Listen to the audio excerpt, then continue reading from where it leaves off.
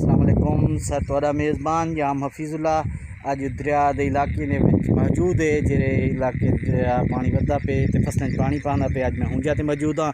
साडे कटे एक ब्या भाई मौजूद हैं। अज हूँ को पुछदे भी हुंदा कितना रकबा ज़रियाब है। अस्सलाम वालेकुम सही। वालेकुम सलाम। क्या नाम है सी तुहाडा? मलूक खां। अच्छा सरदार मलूक खान साहब, कितना रकबा तुहाडा ज़रियाब है? 15 एकड़ कमाद 5 एकड़ सारियां। अच्छा ये सारे तुहाडे हैं? जी हाँ। ये सारे।